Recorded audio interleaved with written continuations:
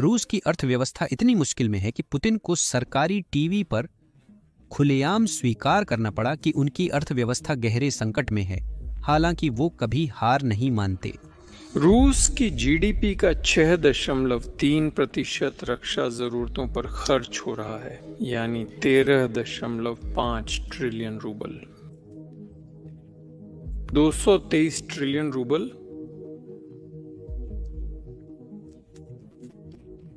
तो 223 में से 13.5 ज्यादा है या कम? लेकिन हम अभी इस महंगाई से लड़ रहे हैं।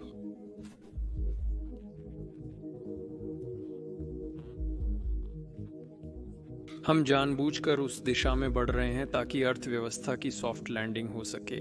काफी समय से रूसी सरकार विकास के आंकड़े पेश कर रही है, लेकिन जमीनी हकीकत कुछ और ही कहानी बयां करती है। तेल की आमदनी में 1 ट्रिलियन रूबल से अधिक की गिरावट आई है। महंगाई के चलते खाद्य पदार्थों के दाम 90% तक बढ़े हैं और श्रमिकों की कमी से पूरे उद्योग ठप पड़ गए हैं। और अभी अभी उस क्लिप में जो हमने चलाई, पुतिन ने माना कि सैन्य खर्च आसमान छू गया है। यह एक छोटी समस्या नहीं है। हम एक ऐसे देश के वास्तविक समय में आर्थिक पतन का साक्षी बन रहे हैं जो कभी अजेय लगता था। इस वीडियो में हम रूस के आर्थिक झूठ, युद्ध की छिपी लागतों और उसके तेल साम्राज्य के पतन की सच्चाई उजागर करेंगे। आइए शुरू करें। क्रेमलिन के अनुसार रूस की अर्थव्यवस्था 2024 में 4.3% की वृद्धि दर्ज करेगी, जो पहली नजर में उल्लेखनीय प्रतीत होता है। सरकार इस आंकड़े की ओर इशारा करके कहती है कि यह अमेरिका या ब्रिटेन जैसे देशों से भी तेज है। वे दावा करेंगे कि यह प्रमाण है कि उनकी नीतियां कारगर हैं और रूस सभी चुनौतियों के बावजूद दृढ़ता से खड़ा है। लेकिन ये सारे आंकड़े झूठे हैं और विकास वैसा नहीं है जैसा दिखता है। यह नए कारखानों, पलते फूलते व्यवसायों या समृद्ध मध्य वर्ग से नहीं आ रहा है। यह मुख्यतः सैन्य खर्च से संबंधित है। क्रेमलिन टैंकों, मिसाइलों और सैनिकों की तनख्वाहों पर ऐसे पैसा बहा रहा है जैसे कल कोई नहीं है। पिछले साल रक्षा खर्च में 70% की वृद्धि हुई, जो राष्ट्रीय बजट का 1/3 हिस्सा था। यह वृद्धि एक स्वस्थ अर्थव्यवस्था के लिए उपयुक्त नहीं है। यह सारी पूंजी एक ही शेयर में लगाने और उम्मीद करने जैसा है कि वह कभी नहीं गिरेगा। जब युद्ध धीमा पड़ जाता है या पैसे खत्म हो जाते हैं, तब क्या होता है? पूरा मामला डगमगाने लगता है, और यह पहले से ही डगमगा रहा है। नागरिक क्षेत्रों पर नजर डालिए। अर्थव्यवस्था के वे हिस्से जो किसी देश को रोजमर्रा चलाते हैं, निर्माण, खुदरा और विनिर्माण जैसे उद्योग मुश्किल से ही टिके हुए हैं। खुदरा बिक्री 2024 में गिर गई, यानी लोग कम कपड़े, उपकरण और अन्य सामान खरीद रहे हैं। निर्माण भी कम हो गया है। नए आवासीय प्रोजेक्ट्स में 10% की गिरावट आई है। इसका कारण है कि ऊंचे ब्याज दरों के कारण होम लोन लेना मुश्किल हो गया है। फर्नीचर या पैकेज्ड फूड जैसी चीजें बनाने वाले कारखाने भी कम क्षमता पर चल रहे हैं। कुछ तो अपनी क्षमता के सिर्फ 60% पर ही उत्पादन कर रहे हैं। दुकानों में बिक्री कम हो रही है, नए भवन उतनी तेजी से नहीं बन रहे और फैक्ट्रियां भी कम उत्पादन कर रही हैं। क्यों? सरकार का ध्यान युद्ध मशीन पर है, न कि आम व्यवसायों को बढ़ाने में मदद करने पर। 4.3% की वृद्धि दर बाहर से आकर्षक दिखती है, परंतु अंदर से खोखली है। वह अच्छा दिखता है जब तक आप उसमें काट नहीं लेते। रूस की अर्थव्यवस्था अस्थायी बढ़त के सहारे टिकी हुई है और वह हमेशा नहीं टिकती। जब भी हम रूस के पतन को कवर करते हैं, एल्गोरिदम उसे दबाता है। अगर आप अभी तक देख रहे हैं तो 1 सेकंड में लाइक और सब्सक्राइब करें। यह वीडियो उन लोगों तक पहुंचाने में मदद करता है जिन्हें क्रेमलिन नहीं चाहता कि वे देखें। चलिए महंगाई पर चर्चा करते हैं, क्योंकि यही आम लोगों को सबसे अधिक प्रभावित करती है। इस मार्च महंगाई लगभग 10% थी, जो पिछले साल के अंत के 12.9% से कम है, लेकिन अभी भी बहुत अधिक है। यह कीमतें दूसरे देशों के लक्ष्यों से ज्यादा हैं। एक साल में ब्रेड या अंडों की कीमत 10% या उससे ज्यादा बढ़ना चिंताजनक है। यही स्थिति रूसियों को झेलनी पड़ रही है। मक्खन, सब्जियां और दूसरी जरूरी चीजों की कीमतों में दोगुनी बढ़ोतरी देखी गई है। पहले से ही बजट को खींच तान कर चला रहे परिवारों के लिए यह एक जोरदार झटका है। पिछले एक साल में ब्रेड की एक लोफ की कीमत 50 रूबल से बढ़कर 55 या 60 रूबल हो गई है। दूध, अंडे और खाना पकाने के तेल के दाम भी इसी तरह बढ़े हैं। जिस व्यक्ति की औसत आय लगभग 70,000 रूबल या $700 प्रति माह है, उसके बजट का अधिकांश हिस्सा मूल्य वृद्धि में खर्च हो जाता है। रूस में बुजुर्गों की पेंशन पर निर्भरता के बावजूद पिछले साल महंगाई के कारण इसकी वास्तविक कीमत में 0.7% की गिरावट आई। तो लोग कम चीजों के लिए ज्यादा पैसे दे रहे हैं और उनकी बचत या तय आय इससे मेल नहीं खा रही है। कीमतों की बढ़ती दर को कम करने के लिए रूस के केंद्रीय बैंक ने ब्याज दर बढ़ाकर 21% कर दी है। यह इस समय दुनिया की सबसे ऊंची ब्याज दरों में से एक है। इससे पैसे उधार लेना महंगा हो जाएगा, जिससे लोग और व्यवसाय खर्च कम करेंगे और कीमतें घट जाएंगी। लेकिन इसमें एक पेंच है। ऊंची ब्याज दरें अर्थव्यवस्था पर ब्रेक लगाने जैसी होती हैं। उधारी से व्यवसाय को बढ़ाना या चलाए रखना कई बार संभव नहीं हो पाता। छोटी दुकानों, कैफे और स्टार्टअप्स पर सबसे ज्यादा प्रभाव पड़ता है। कई बंद हो रहे हैं क्योंकि वे लोन का खर्च नहीं उठा सकते। आम लोग कार या घर के लिए लोन नहीं ले पा रहे हैं। रियल एस्टेट सेक्टर को झटका लग रहा है क्योंकि अब मॉर्गेज का खर्च उठाना मुश्किल हो गया है। नए घरों की बिक्री कम हो गई है और डेवलपर्स बिना बिके प्रॉपर्टी पर बैठे हैं। जब कारोबार नहीं बढ़ पाते या लोगों को नौकरी से निकालते हैं तो पूरी अर्थव्यवस्था उस पीड़ा को झेलती है। केंद्रीय बैंक एक आग बुझाने की कोशिश में दूसरी आग भड़का रहा है। श्रमिकों की कमी रूस की अर्थव्यवस्था के लिए धीमे जहर के समान है। इस समय देश में लगभग 2.6 मिलियन श्रमिकों की कमी है। यह संख्या मानो पूरे शहर की आबादी कार्यबल से गायब हो जाने जैसी है। ऐसा क्यों हो रहा है? एक बड़ा कारण यूक्रेन में युद्ध है। लाखों पुरुषों को युद्ध के लिए भेजा गया है और बहुतेरे लौट कर नहीं आएंगे। युवा और कुशल कर्मचारी विशेष रूप से टेक और वित्त क्षेत्र के सेना में भर्ती से बचने के लिए देश छोड़कर भाग गए हैं। 2022 में ही लगभग 7.5 लाख लोग देश छोड़कर गए और यह क्रम अब भी जारी है। ये सिर्फ आम कर्मचारी नहीं बल्कि अक्सर इंजीनियर, प्रोग्रामर और डॉक्टर जैसे कुशल लोग होते हैं। इसके अतिरिक्त रूस की अस्थिर स्थिति के चलते वहां कम प्रवासी श्रमिक पहुंच रहे हैं, जिससे स्थिति और बिगड़ गई है। कारखाने, अस्पताल और स्कूल पर्याप्त लोगों को ढूंढने के लिए जूझ रहे हैं ताकि सब कुछ चलता रहे। कुछ उद्योग जैसे निर्माण कर्मचारियों की कमी के कारण आधी क्षमता पर काम कर रहे हैं। श्रमिक की कमी से वेतन बढ़ रहे हैं, जो अच्छी खबर लगती है, पर यह एक दोधारी तलवार है। हाल ही में औसतन वेतन 17.1% बढ़ा है और महंगाई के बाद भी वास्तविक रूप में यह लगभग 7% की बढ़ोतरी है। वेतन वृद्धि से लोगों की खर्च क्षमता बढ़ती है, जिससे मांग और कीमतें लगातार बढ़ती रहती हैं। छोटे व्यवसायों को, जिनके पास सरकारी अनुबंध नहीं है, कर्मचारियों को ज्यादा वेतन देना मुश्किल हो रहा है। एक छोटी फैक्ट्री या दुकान हमेशा ज्यादा वेतन देने की स्थिति में नहीं होती, इसलिए वे या तो दाम बढ़ा रहे हैं या नौकरियां काट रहे हैं। कुछ लोग अपना कारोबार सिकोड़ रहे हैं या बंद भी कर रहे हैं। रिटेल और कंस्ट्रक्शन जैसे क्षेत्रों पर सबसे ज्यादा असर पड़ा है और उन्हें बड़े सैन्य कॉन्ट्रैक्ट नहीं मिल रहे हैं। जबकि सैनिक और रक्षा कर्मचारी उच्च वेतन प्राप्त कर रहे हैं, वहीं शेष अर्थव्यवस्था मुश्किल से चल रही है। वेतन वृद्धि से लोग अधिक खर्च करते हैं, जिससे मुद्रास्फीति बढ़ती है और केंद्रीय बैंक इसे नियंत्रित करने का प्रयास कर रहा है। ये एक दुष्चक्र है।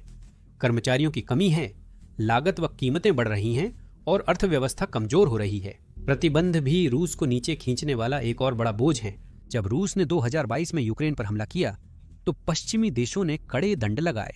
बैंक खातों को फ्रीज किया, तकनीकी आयात और तेल की बिक्री पर प्रतिबंध लगा दिया गया। शुरुआत में रूस ने चीन और भारत को तेल बेचकर रास्ते निकाले, लेकिन अब नुकसान स्पष्ट है। तेल की आय, जो रूस की अर्थव्यवस्था का 40% है, मई 2025 में पिछले साल की तुलना में 35% गिर गई। यह अरबों डॉलर की बात है, गायब हो गए। वो पैसा जो पहले स्कूल, सड़कों और सेना के लिए इस्तेमाल होता था। यूरोपियन यूनियन के कोयले पर प्रतिबंध और प्रति बैरल $60 की तेल कीमत सीमा सरकार को नकदी से वंचित कर रही है। टेक्नोलॉजी पर लगे प्रतिबंध भी बुरे हैं। पार्ट्स की कमी से कार फैक्ट्रियों की उत्पादन लाइनें बंद पड़ी हैं। पहले भीड़भाड़ वाली डीलरशिप अब सूनी पड़ी हैं।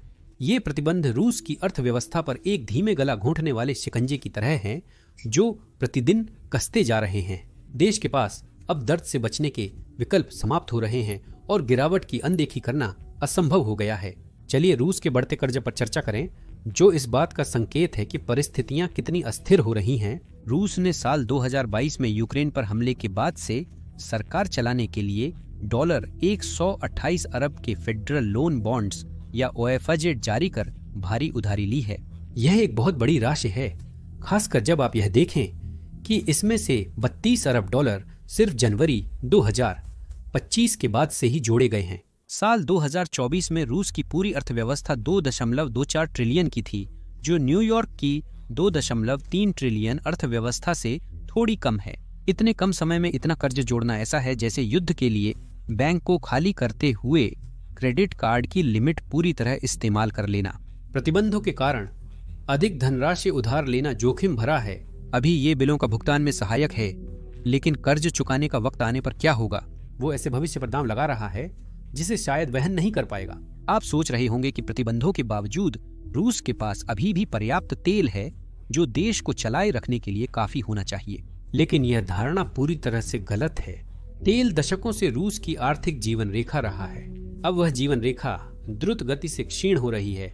2025 में भी तेल और गैस रूस की सकल घरेलू उत्पाद का लगभग 40% और संघीय बजट का 1/3 से अधिक हिस्सा होंगे। लेकिन ये आंकड़े बिखर रहे हैं। इस वर्ष रूस के प्रमुख निर्यात मिश्रण यूराल्स क्रूड की कीमत महामारी के बाद के निम्नतम स्तर लगभग $56 प्रति बैरल तक गिर गई। यह क्रेमलिन द्वारा बजट संतुलन हेतु प्रयुक्त $70 प्रति बैरल मूल्य से काफी कम है। इसके परिणाम बहुत कठोर हैं। 2025 की पहली तिमाही में रोसनेफ्ट का शुद्ध लाभ 57% गिरकर तेल उत्पादन 9 साल के निम्नतम स्तर पर पहुंच गया। रूस यूरोप से दूर भागकर भारत और चीन को निर्यात भेज रहा है, फिर भी उसे भारी छूट पर बेचना पड़ रहा है। वह अक्सर वैश्विक मानकों से $20 या उससे भी कम कीमत पर बेचता है, सिर्फ प्रतिस्पर्धा में बने रहने के लिए। मसला केवल दामों का नहीं, रूस का तेल ढांचा भी दबाव में है। रिफाइनरियां पुरानी हो रही हैं, उपकरणों का आयात सीमित है और प्रतिबंधों से बचने वाले शैडो टैंकरों का बेड़ा भी कड़ी निगरानी से घट रहा है। मई 2025 में समुद्री मार्ग से होने वाली तेल आय में महीने दर महीने 8% की गिरावट आई, जबकि निर्यात की मात्रा में शायद ही कोई बदलाव हुआ। यह पहली बार नहीं है जब रूस का तेल जुआ उल्टा पड़ा है। 2008 में इसी तरह की कीमतों में गिरावट ने अर्थव्यवस्था को झटका दे दिया था, लेकिन आज दांव और भी ऊंचे हैं। यूक्रेन युद्ध ने सैन्य खर्च को बढ़ा दिया है, जिससे सरकारी खजाने पर दबाव पड़ रहा है।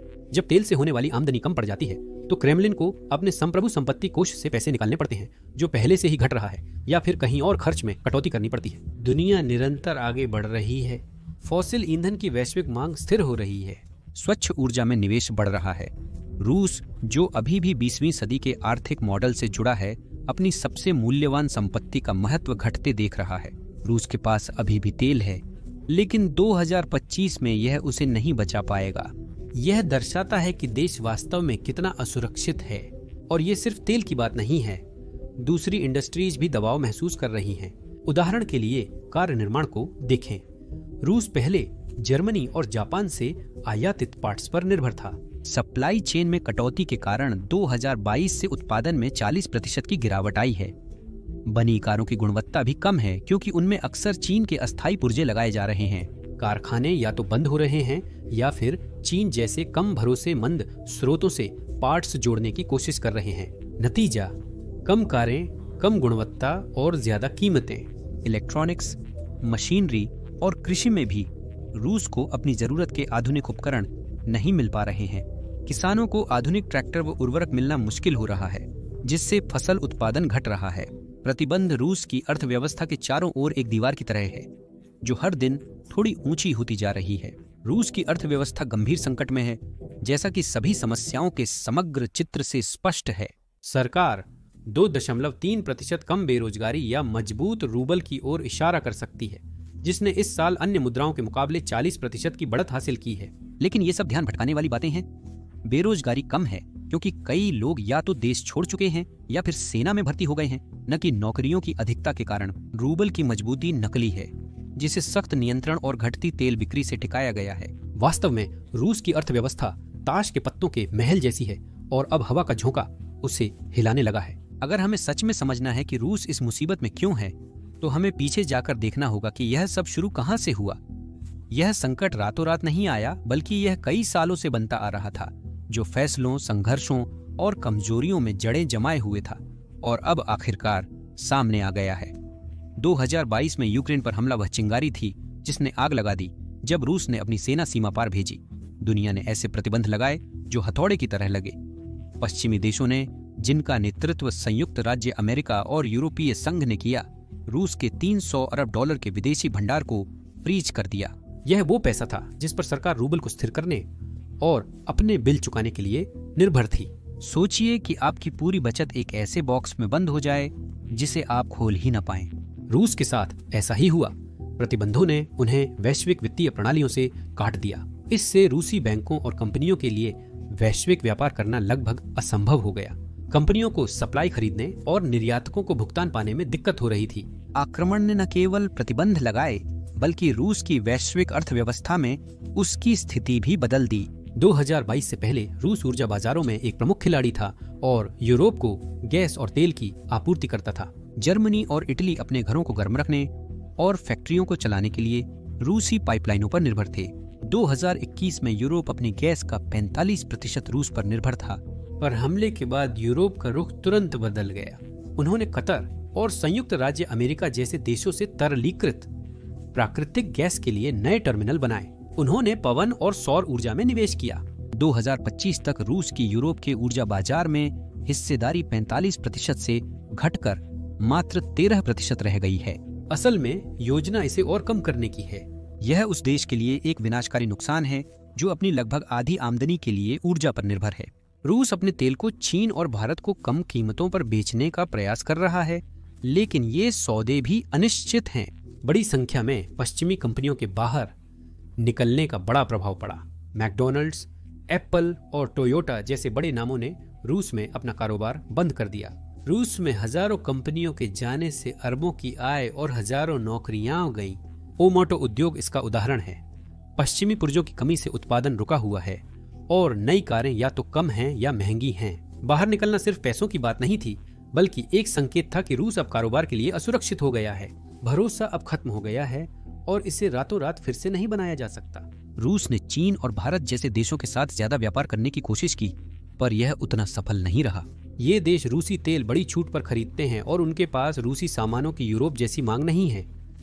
वे सख्त सौदे करते हैं। नतीजा यह है कि व्यापार नेटवर्क अब पहले जैसा नहीं रहा, बल्कि उसकी एक छाया मात्र है। रूस के संकट का मुख्य कारण प्रतिबंध या युद्ध नहीं, बल्कि उसकी अर्थव्यवस्था की तेल और गैस पर अत्यधिक निर्भरता है। लगभग 40% उसकी जीडीपी और 60% उसके निर्यात ऊर्जा से आते हैं। यह ऐसा है मानो आप अपना संपूर्ण भविष्य केवल एक उद्योग पर दांव लगा रहे हों। तेल की ऊंची कीमतों के दौरान, जैसा कि 2000 के दशक में था, रूस की अर्थव्यवस्था मजबूत दिखाई देती थी। नई अपार्टमेंट्स बनती हैं, लोग कारें खरीदते हैं और सरकार वेतन बढ़ोतरी देती है। परंतु जब कीमतें गिरती हैं, जैसे 2025 में हुआ, तब पूरी व्यवस्था ढहने लगती है। वैश्विक तेल की मांग के स्थिर रहने की उम्मीद के साथ कोई त्वरित समाधान नजर नहीं आ रहा है। रूस लंबे समय से अपने तेल और गैस संसाधनों पर निर्भर रहकर स्कूलों से लेकर पनडुब्बियों तक सब कुछ के लिए वित्त पोषण करता रहा है। 2000 के दशक में तेल की बड़ी कीमतों ने लाखों रूसियों को मध्यम वर्ग में पहुंचाने वाला उछाल पैदा किया। परंतु नवीन उद्योगों या प्रौद्योगिकी में निवेश के बजाय सरकार ने उस धन का उपयोग ऊर्जा क्षेत्र पर अधिक ध्यान देने में किया। मैन्युफैक्चरिंग और टेक्नोलॉजी जैसे अन्य क्षेत्रों को नजरअंदाज कर दिया गया। अब जब ऊर्जा से होने वाली आमदनी गिर रही है, तो वापस भरोसा करने के लिए कुछ भी नहीं बचा है। यह उस किसान की तरह है जो एक ही फसल बोता है। फसल खराब होने पर बैकअप प्लान का अभाव होता है। रूस की एक बड़ी समस्या यह है कि उसकी अर्थव्यवस्था पूरी तरह से राज्य के नियंत्रण में है, जहां सरकार बैंकों से लेकर तेल कंपनियों तक सब कुछ नियंत्रित करती है।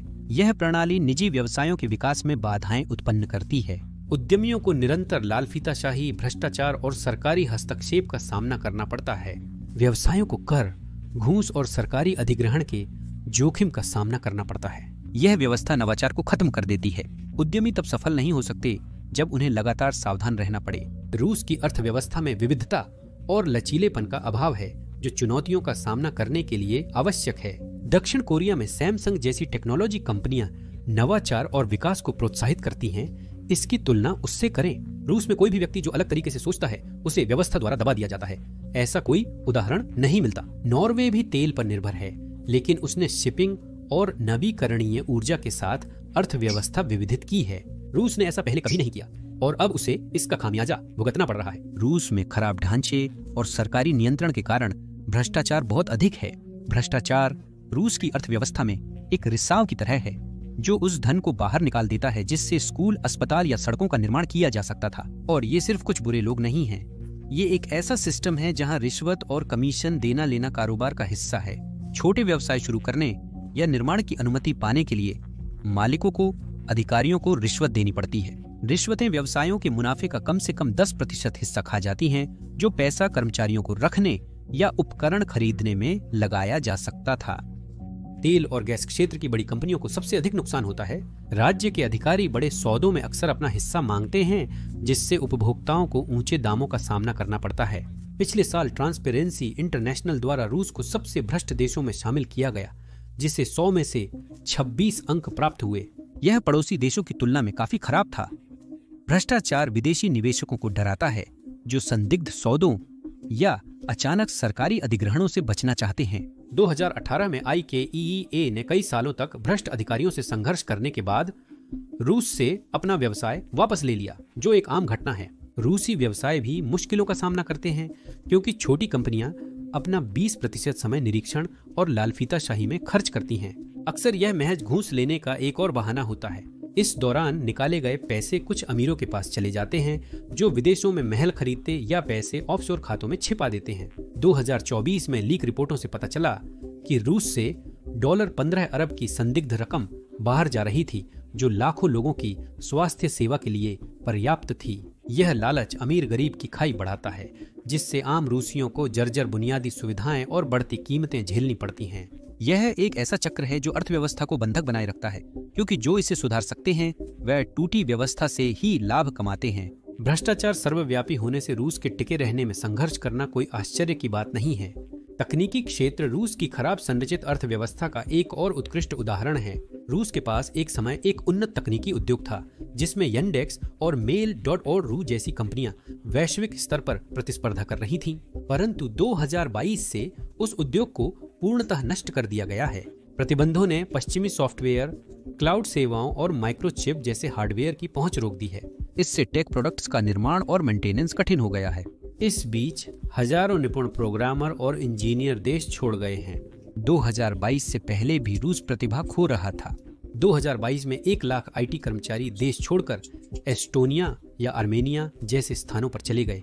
टेक वर्कफोर्स में 20% की कमी आई है और कंपनियां इन खाली जगहों को भरने के लिए जूझ रही हैं। ये वही लोग हैं जो अगला बड़ा ऐप या स्टार्टअप बना सकते थे, लेकिन अब इजराइल जैसे अन्य देशों में काम करते हैं। रूस का ब्रेन ड्रेन उसके भविष्य को खोखला कर रहा है और तेजी से उसकी सबसे बड़ी समस्याओं में से एक बन रहा है। तकनीक के बिना रूस आधुनिक नहीं बन सकता और आज की अर्थव्यवस्था में यह एक तरह से मौत की सजा है। संरचनात्मक समस्याएं जैसे सरकारी नियंत्रण, विविधता का अभाव और प्रतिभा का क्षरण कई सालों से जारी है, लेकिन युद्ध और प्रतिबंधों ने इन्हें एक गंभीर संकट में बदल दिया है। सरकार ने सैन्य खर्च बढ़ाया, यह उम्मीद करते हुए कि वह इस मुश्किल दौर को पार कर लेगी। यह टूटी टांग पर बैंडेड लगाने जैसा है।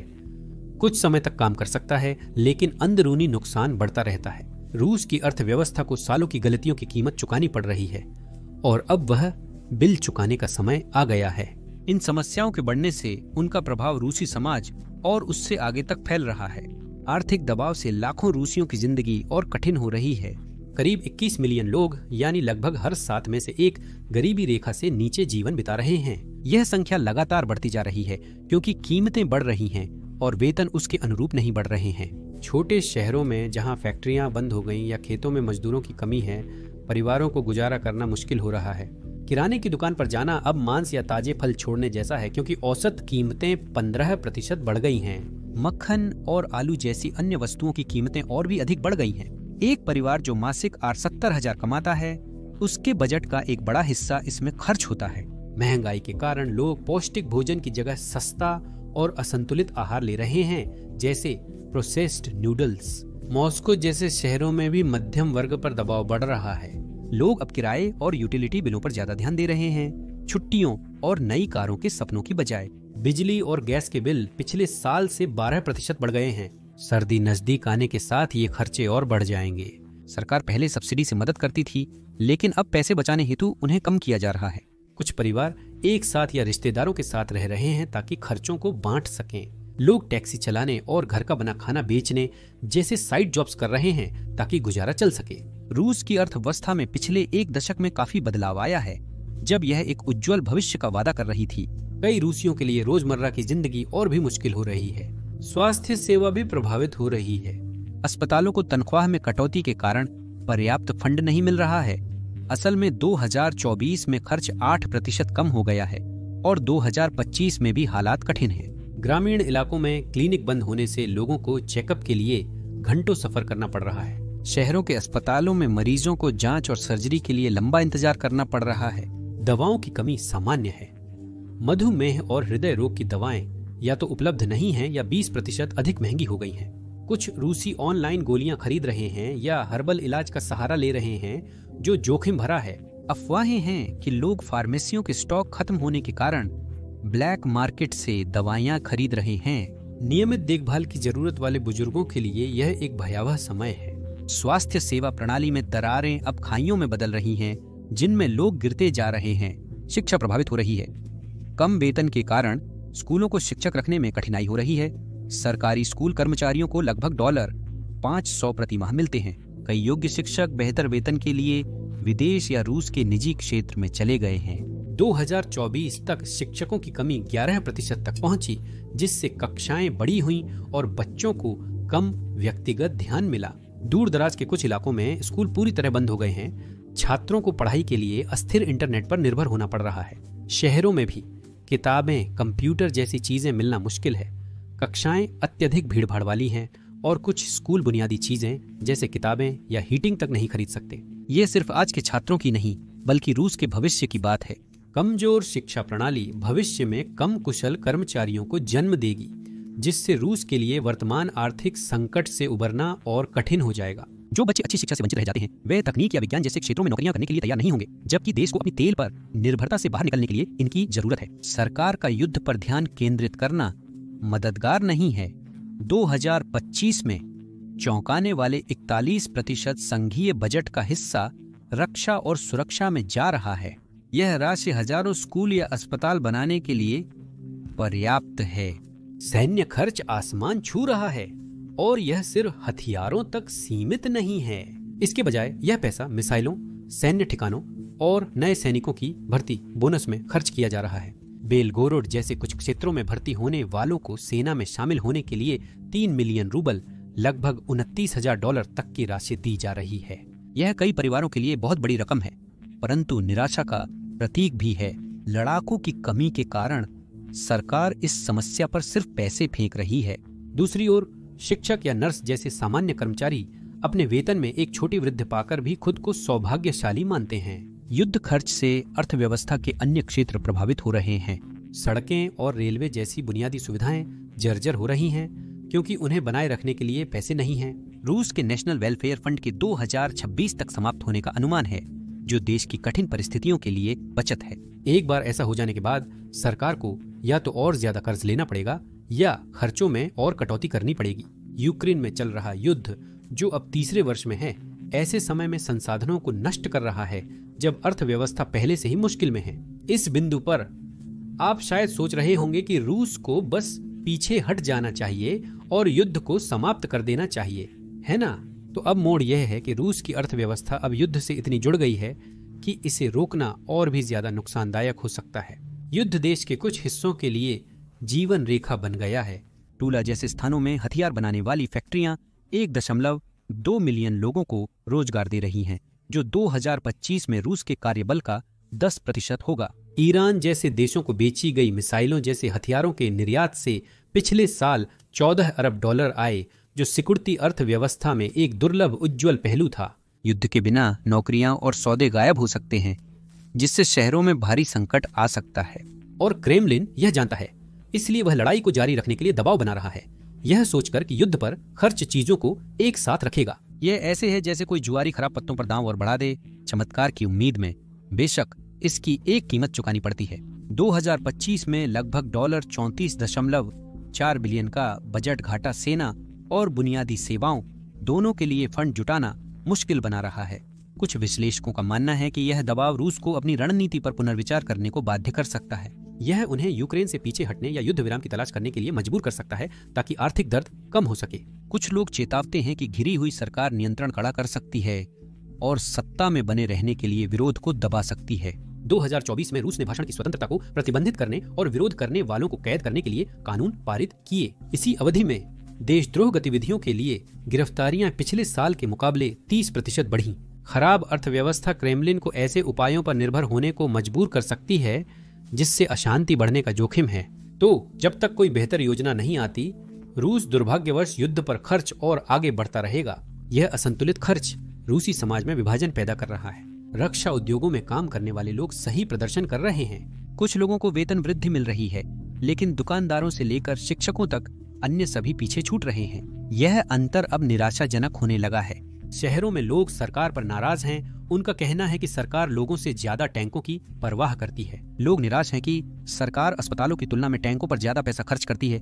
ऐसी बातें बाजारों और सोशल मीडिया पर सुनाई देती हैं। विरोध प्रदर्शन दुर्लभ हैं क्योंकि क्रेमलिन कड़ाई से कार्रवाई करता है।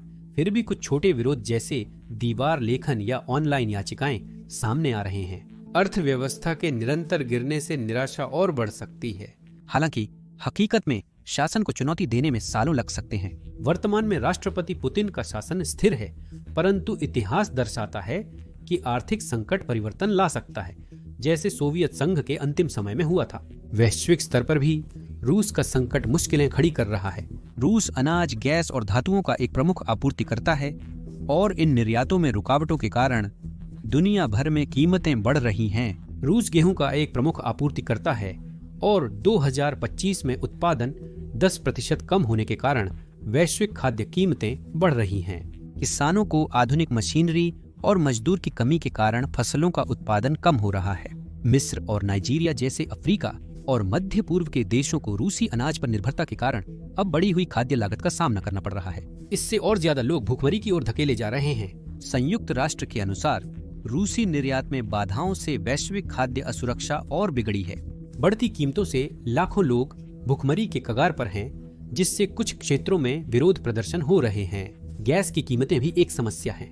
यूरोप ने रूसी गैस पर निर्भरता कम की है, परंतु वैश्विक बाजार तंग है और रूस की सप्लाई में किसी भी रुकावट से कीमतें बढ़ जाती हैं। पाकिस्तान और थाईलैंड जैसे देशों में परिवार खाना पकाने या घर गर्म रखने के लिए अधिक खर्च कर रहे हैं। भारत और ब्राजील की फैक्ट्रियों को ऊंची ऊर्जा लागत का सामना करना पड़ रहा है, जिससे बंद कारखानों के सामान महंगे हो गए हैं। निकेल, एल्यूमिनियम और पैलेडियम जैसी धातुएं भी प्रभावित हो रही हैं। रूस एक प्रमुख उत्पादक है, लेकिन प्रतिबंधों और उत्पादन की समस्याओं के चलते इस वर्ष निर्यात में 5% की गिरावट आई है। यह कार निर्माण और निर्माण उद्योगों के लिए बुरी खबर है, जिन्हें इन सामग्रियों की जरूरत होती है। जापान और मेक्सिको में फैक्ट्रियां कच्चे माल के लिए अधिक कीमत चुका रही हैं, जिससे उपभोक्ताओं के लिए कीमतें बढ़ रही हैं।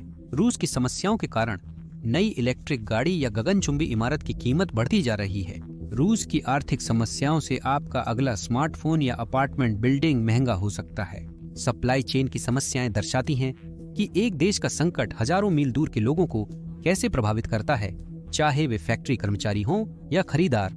इसका असर सच में दूर तक जाता है। जब रूस की अर्थव्यवस्था को झटका लगता है तो बाकी दुनिया भी उसकी चपेट में आ जाती है। यह संकट राजनीतिक और आर्थिक परिस्थितियों को रूस के अंदर और बाहर बदल सकता है।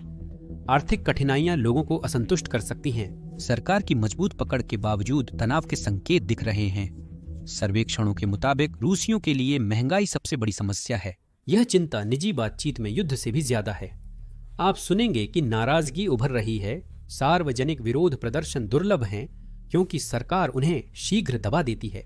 अगर कीमतें बढ़ती रहीं और जीवन स्तर गिरता रहा तो क्रेमलिन को और अशांति का सामना करना पड़ सकता है। शासन के लिए असली चुनौती बनने में शायद कई साल लगेंगे। एक कमजोर अर्थव्यवस्था रूस को विदेशों में अपनी आक्रामक नीतियों पर पुनर्विचार करने और शायद दबाव कम करने हेतु शांति वार्ता की ओर प्रेरित कर सकती है। यूक्रेन में युद्ध की वार्षिक लागत लगभग $200 बिलियन है और घटती हुई तेल आय के साथ यह एक महत्वपूर्ण वित्तीय बोझ है। रूस शांति वार्ता या छोटी सैन्य मौजूदगी की ओर झुक सकता है, लेकिन पूरी तरह पीछे हटने की संभावना कम है। ये घरेलू और वैश्विक प्रभाव दर्शाते हैं कि देश एक चौराहे पर खड़ा है। रूस का आर्थिक संकट नया नहीं है, यह भविष्य को आकार दे रहा है। तो आइए आगे बढ़ते हैं और देखते हैं कि भविष्य में क्या हो सकता है। क्या रूस खुद को इस मुश्किल से बाहर निकाल सकता है या यह और भी बड़ी गिरावट की ओर बढ़ रहा है? सबसे तात्कालिक खतरा रूस के भारी घाटे के कारण एक पूरी तरह की मंदी का है। तेल और गैस की आमदनी जो पहले खजाने को भरती थी, पिछले साल की तुलना में 35% घट गई है। टैक्स से कमाई भी कम हो रही है क्योंकि बिजनेस और उपभोक्ता कम खर्च कर रहे हैं। यदि ये प्रवृत्तियां जारी रहीं तो रूस 2026 तक संकट में पड़ सकता है। मंदी का असर बहुत बुरा पड़ेगा। छोटे व्यवसाय जो लाखों लोगों को रोजगार देते हैं, पहले से ही ऊंची ब्याज दरों और घटती मांग से जूझ रहे हैं। मंदी से लोगों को मुश्किल होती है, छंटनी और बेरोजगारी बढ़ सकती है। बेरोजगारी दर अभी 2.3% है, लेकिन यह भ्रामक है। यह दर इसलिए कम है क्योंकि बहुत से कामगार या तो काम छोड़ चुके हैं, या भर्ती कर लिए गए हैं, या युद्ध में मारे गए हैं। मंदी बेरोजगारी को 5% या उससे अधिक तक बढ़ा सकती है, जो स्तर रूस ने कई वर्षों में नहीं देखा है। परिवारों के लिए इसका मतलब है आय का नुकसान और बिल या खाना खरीदने की बढ़ती चिंता। रियल एस्टेट सेक्टर, जो पहले ही नए प्रोजेक्ट्स में 10% नीचे है, पूरी तरह ठप हो सकता है, जिससे निर्माण श्रमिक और डेवलपर्स बेरोजगार हो सकते हैं। इसका दूरगामी प्रभाव होगा और आवास से जुड़े अन्य उद्योग भी प्रभावित होंगे। सरकार सब्सिडी या टैक्स में छूट देकर इस झटके को कम करने की कोशिश कर सकती है, लेकिन पैसे की कमी में वे ज्यादा कुछ नहीं कर सकते। प्रतिबंधों के दौरान उधार लेना मुश्किल होता है। अंतर्राष्ट्रीय बैंक रूस से लेन देन नहीं करेंगे और घरेलू आहरण भी 21% की ऊंची और बढ़ती ब्याज दरों पर आएंगे। पैसे छापना महंगाई बढ़ाने का एक विकल्प है, जो पहले ही 9.9% है। महंगाई के चलते किराने का सामान और उपयोगिता सेवाएं महंगी होंगी, जिससे रूसियों को सर्वाधिक परेशानी होगी। खर्च कम करना सबसे संभावित विकल्प है, लेकिन बजट का 41% रक्षा में जाने से सरकार के विकल्प सीमित हैं। सैन्य खर्च में कटौती से युद्ध प्रयास कमजोर हो सकता है, जिसे क्रेमलिन स्वीकार नहीं करता। इसलिए बजट कटौती का असर सामाजिक कार्यक्रमों या स्वास्थ्य सेवाओं पर पड़ सकता है, जो पहले से ही सीमित संसाधनों में चल रहे हैं। मंदी रूस की नाजुक अर्थव्यवस्था को उजागर करेगी और विकास के भ्रम को दूर कर देगी। मंदी रूस की वैश्विक स्थिति पर भी असर डालेगी। कमजोर अर्थव्यवस्था का अर्थ है कि रूस के पास सीरिया या अफ्रीका में अपना प्रभाव दिखाने के लिए सैन्य अभियानों या विदेशी सहायता के लिए कम धन उपलब्ध होगा। रूस चीन पर अधिक निर्भर हो सकता है, जो पश्चिमी व्यापार के खाली स्थान को भरने के लिए तैयार है। हालांकि यह एक जोखिम भरा कदम है। चीन का समर्थन रूसी संसाधनों या सैन्य ठिकानों तक पहुंच जैसी शर्तों के साथ आता है। मंदी रूस को कर्ज और निर्भरता के चक्र में फंसा सकती है, जिससे उसकी विश्व मंच पर स्वतंत्र कार्य करने की क्षमता घट जाएगी। एक अन्य संभावना है ठहराव, जिसमें अर्थव्यवस्था न तो गिरती है और न ही अधिक बढ़ती है। 1970 और 1980 के दशक में सोवियत संघ कम विकास दर और घटते जीवन स्तर के दलदल में फंस गया था। रूस में इसका असर दिख रहा है। टेक और स्वास्थ्य सेवा जैसे गैर सैन्य क्षेत्रों में निवेश पिछले साल की तुलना में 4% कम हुआ है। नई फैक्ट्रियों, रिसर्च लैब्स और स्टार्टअप्स के बिना अर्थव्यवस्था नवाचार और प्रतिस्पर्धा नहीं कर सकती। यह कार को सिर्फ धुएं पर चलाने जैसा है। कुछ समय तक तो चल लेंगे, पर दूर नहीं जा पाएंगे। रूस तेल और खनन जैसे पुराने उद्योगों पर निर्भर है, जबकि शेष विश्व प्रगति कर रहा है। रूस के लिए स्थिरता का अर्थ धीमी गिरावट होगा। जीवन स्तर गिर जाएगा क्योंकि कीमतें वेतन से तेज बढ़ेंगी। मध्य वर्ग, जो 2000 के तेल बूम में बढ़ा था, और सिकुड़ सकता है, जिससे अधिक लोग गरीबी की ओर धकेल सकते हैं। युवाओं के पास भविष्य का अभाव होने पर वे बड़ी संख्या में देश छोड़ सकते हैं, जिससे ब्रेन ड्रेन और बढ़ेगा। उद्योग पुरानी तकनीक और अस्थायी समाधानों पर निर्भर रहकर किसी तरह चलते रहेंगे। रूस पहले से ही पश्चिमी वस्तुओं के बदले चीनी आयात पर निर्भर है। हालांकि उनकी अपनी समस्याएं होती हैं, जैसे निम्न गुणवत्ता और उच्च लागत। स्थिर अर्थव्यवस्था में जीवन धीमा और कठिन हो जाता है। चीन से आयातित फोन और कार जैसे उपभोक्ता सामान महंगे होंगे, जिससे बजट प्रभावित होगा। सरकार लोगों का ध्यान भटकाने के लिए प्रचार या छोटी राहत दे सकती है, पर यह ज्यादा देर तक नहीं टिकता। समय के साथ देश अपनी पुरानी पहचान की परछाई बन सकता है, आकार में बड़ा लेकिन बिना वास्तविक आर्थिक शक्ति के। व्यवहार में ठहराव का मतलब है ऐसे शहर जहां सड़कें खराब हालत में हों और कारखाने पुराने हो चुके हों। स्कूल और अस्पताल अपर्याप्त फंड और स्टाफ के साथ किसी तरह चलते रहेंगे। मजदूरी कीमतों के साथ नहीं बढ़ेगी, जिससे परिवारों को खर्चों में निरंतर कटौती करनी होगी। आखिरकार निराशा बढ़ सकती है, खासकर युवा पीढ़ी के बीच, जो बेहतर भविष्य चाहती है। जड़ता मंदी कम नाटकीय होती है, लेकिन लंबे समय में वह उतनी ही हानिकारक होती है। यह सोवियत यूनियन जैसी गिरावट है, और अगर कुछ नहीं बदला तो यह वास्तविक खतरा है। रूस सुधारों से हालात बदलने की उम्मीद कम है, लेकिन यह एक मुश्किल प्रक्रिया होगी। अर्थव्यवस्था सरकार के अत्यधिक नियंत्रण के कारण फंसी हुई है। तेल कंपनियों से लेकर बैंकों तक और एक छोटे से अमीर वर्ग तक, खैर उन्हें यही पसंद है। अगर यह पकड़ थोड़ी ढीली हो जाए तो मदद मिल सकती है। उदाहरण के लिए छोटे व्यवसायों को भारी करों या लगातार निरीक्षणों से राहत देना उन्हें बढ़ने का मौका देगा। यह उन युवा रूसियों के लिए रोजगार सृजित करेगा जो वरना देश छोड़ सकते थे। 2010 के शुरुआती वर्षों में रूस ने ऐसा ही प्रयास किया था। टेक स्टार्टअप्स के लिए टैक्स कटौती ने यांडेक्स जैसी कंपनियों को हजारों लोगों को रोजगार देने में सहायता की। ये छोटे कदम दर्शाते हैं कि सरकार की डील से क्या क्या संभव हो सकता है। आज रूस नई इंडस्ट्रीज जैसे ग्रीन एनर्जी या एडवांस्ड मैन्युफैक्चरिंग में निवेश कर सकता है ताकि तेल पर निर्भरता कम हो सके। सोलर फार्म और बैटरी फैक्ट्रीज रोजगार पैदा कर सकते हैं और कुशल इंजीनियरों को एस्टोनिया जैसे देशों में जाने से रोक सकते हैं। स्कूल फंडिंग बढ़ाने से बच्चों को टेक या साइंस की नौकरियों के लिए ट्रेनिंग देने में मदद मिलेगी, तेल पर आधारित सिस्टम में फंसने के बजाय। लेकिन यहाँ एक समस्या है। सुधार सरकारी कंपनियों को चलाने और संदिग्ध सौदों से मुनाफा कमाने वाले अभिजात वर्ग के लिए खतरा है। तेल कंपनियों के बॉस और सरकारी अधिकारियों जैसे अंदरूनी लोगों के पास चीजों को बदलने की कोई खास वजह नहीं है। 2016 में कुछ सरकारी कंपनियों के निजीकरण की कोशिश रुक गई क्योंकि ताकतवर समूहों ने नियंत्रण बनाए रखने के लिए संघर्ष किया। यूक्रेन युद्ध के कारण रूस और पश्चिमी देशों के बीच टकराव की वजह से विदेशी निवेशक जो पैसा और तकनीक ला सकते थे रूस से दूर रहते हैं। युद्ध समाप्त होने पर भी प्रतिबंध एक रात में खत्म नहीं होंगे। फिर भी आर्थिक कठिनाइयां छोटे बदलाव ला सकती हैं। यदि कीमतें बढ़ती रहीं और लोगों की नाराजगी बढ़ती रही तो क्रेमलिन हालात को शांत करने के लिए टैक्स छूट या नई ट्रेनिंग योजनाएं शुरू कर सकता है। यह सब ठीक नहीं करेगा, पर एक शुरुआत होगी। रूस के नेताओं के पास विकल्प है, डूबती व्यवस्था के साथ रहें या नया करने का जोखिम ले। इतिहास बताता है कि वे विरोध करेंगे, लेकिन नीचे से दबाव दरवाजा खोल सकता है। अंततः निर्णय स्पष्ट है, रूस की अर्थव्यवस्था संकट में है, भले ही सरकार इससे इनकार करती हो। 2024 में 4% की वृद्धि एक मृग तृष्णा थी जो सैन्य खर्च पर आधारित थी, जो वास्तव में देश को खोखला कर रही है। यह संकट सिर्फ आंकड़ों से कहीं बढ़कर है। यह एक सबक है।